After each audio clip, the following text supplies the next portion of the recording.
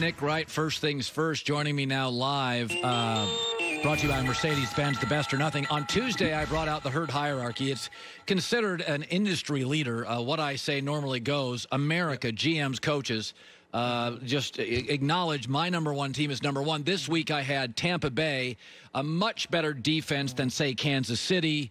And now, as we predicted, the Bucs defense would be great early. The offense about Thanksgiving would be good. And apparently Nick Wright saw this and just, I guess, the only doubter of the herd hierarchy in its history. Go ahead. What's wrong with it?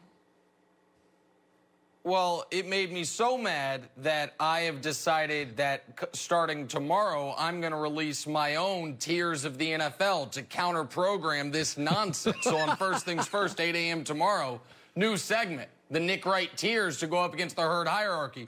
So, Colin, I want to describe a team to you. This team has a great defense, star wide receiver who probably is a little underrated, an aging tight end, an offensive-minded smart coach, and great coordinators. Who'd I just describe? The Chicago Bears, who you got at 10, or the Tampa Bay Bucks, who you got at 1. If only the two had played each other and we could see, oh, wait, they did. If only one had a better record, oh, wait, they do. In what world can the Tampa Bay Bucks be 1, the Chicago Bears be 10? The only world where that makes sense is if you think the gap between Brady and Foles in the year of our Lord 2020 is that great. And I am here to tell you it ain't. So I got no problem. I like you underrating the Chiefs. You've been underrating the Chiefs for 3 years. It's worked out great for us in our championship, so that's fine. But you having Tampa at number 1 is an affront to logic and an insult to that really plucky team in Chicago, I would say, having them all the way down at 10. Well, I think Tampa's got, I don't know, about 5 more good weapons offensively. But needless to say, let's talk about Kansas City, because I said the other day, I said quarterbacks, even the great ones, should be used like salt. They make everything better. But you can put too much salt in the dish and ruin it. And Kansas City, when I watch them against Buffalo, I'm like, okay, no interest playing that team. I honestly thought it was one of the smartest game plans Andy'd had, and it was one of the most impressive performances by Mahomes. I know he was better against Goff on Monday Night Football. They lost. I'm not interested in shootout Mahomes.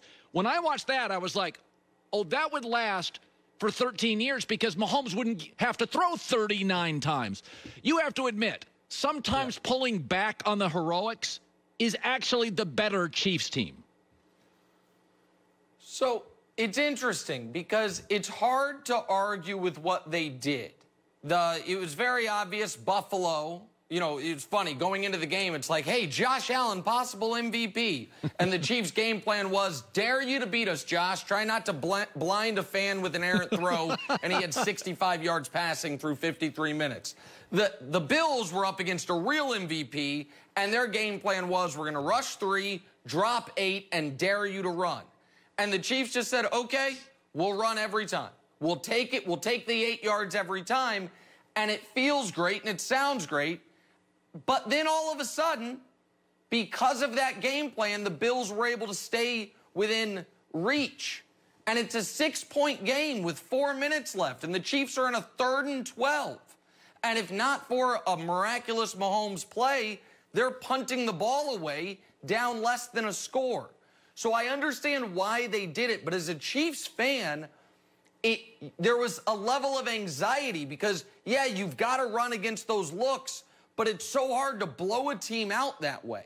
And so I understand why they did it maybe early in the season, especially if you're trying to make sure Mahomes stays healthy. That's what you're going to do. But the way the Chiefs win multiple Super Bowls is not through, you know, trying to be the Oklahoma Sooners of 1982. The way they win multiple Super Bowls is by putting as much salt on their food as that chef Joy likes. What's it? I don't know his name. Salt Bae, that fella. Yes. As often as possible and letting Mahomes air it out. We both like Aaron Rodgers. I'm more critical of him. And I do, you know, you love data like I do. And there are certain numbers out there you cannot deny with Aaron.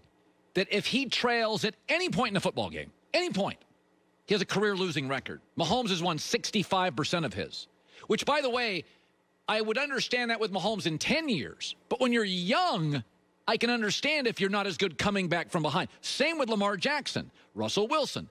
The second thing is he has fewer come-from-behind wins than Derek Carr and Ryan Tannehill. Is that I can't get past this. The body language stinks. When Aaron trailed, after that second pick in a windy stadium, he changed. He's like, I'm not going to throw it downfield. And I'm sorry. I know he's great.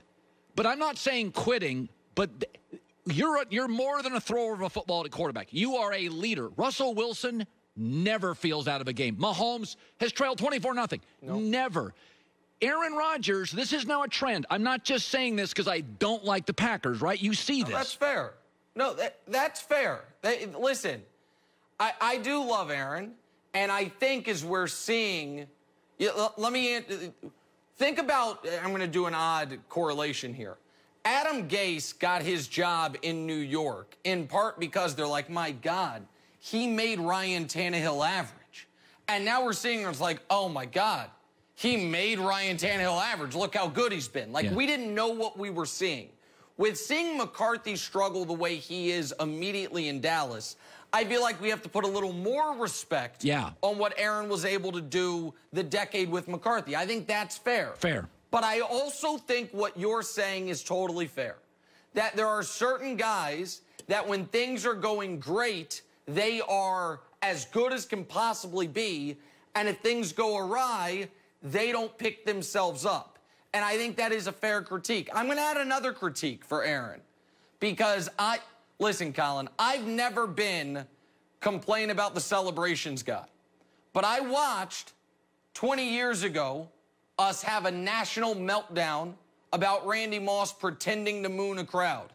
I watched 2 years ago us do 96 hours of wall-to-wall coverage like they were naming a new pope when Odell Beckham Jr. pretended to pee like a dog in the end zone. Whether Aaron Rodgers is doing an old Key and Peele sketch or not, if he's going to pantomime sex in the end zone and then have the worst game of his life after and get outscored 38-0, methinks if that was almost any other player in the league, certainly if it was Odell or Cam or other guys, that would have been a hell of a lot more discussed. That when you go up 10-0, you're doing this touchdown celebration, and then it's pick six, nearly another pick six, and I feel like he kind of skirted on that. No, it's fair. I heard you talk about that this week, and I think it's a very interesting point, and I think it's a fair point, and I think it's right. Finally, Jerry Jones is, doing local radio hits. He's probably too busy to get on the phone with the Bears and the Ravens. I made a suggestion this morning. Trade Michael Gallup. You're going to have to pay him in a year. They are in a rebuild mode. We have committed this narrative. Oh, it's a very talented team. Really? If Zeke's your best player, I don't think he's what he was 2 years ago. They should call the Bears, the Ravens, Michael Gallup. My theory is Dallas is in a rebuild mode. They just don't want to admit it. Yeah, here's what I think Dallas has major problems. And this is all Monday morning quarterbacking for me because I picked them to go to the Super Bowl. So obviously I whiffed on it. Yeah. But they've got some of the highest paid guys in league history. And are any of them performing like it? No. The only guy who fumbles more than Zeke is Daniel Jones in the whole league. Amari Cooper is the king of the garbage time yards when his team's down 24 points. DeMarcus Lawrence is one of the highest paid defensive linemen ever. He's not even one of the 3 best defensive linemen on his own team this year. Dude, Aldon Smith, who was out of the league for 5 years, is lapping him as far as quarterback pressures and sacks. Their offensive line's high paid. They're hurt, so you can't blame them for that. Jalen Smith was at one point the highest paid inside linebacker not named Luke Kuechly ever. He can't keep up with Kyler Murray. So they've paid the wrong people, right? So then you do have to make tough decisions. Michael Gallup was a good pick. But now do you have to trade him to try to get another pick because you can't afford to pay him because you paid the wrong people? I think that is I think it's an interesting point. I think this year's trade deadline could be super fascinating because, as Joy mentioned, I think Julio Jones could be available. You could see, I wonder if Odell could be available. You could see some receivers moving around. And your idea of one of those receivers going to the Packers, I think, makes sense. But, yeah, Dallas is in real trouble.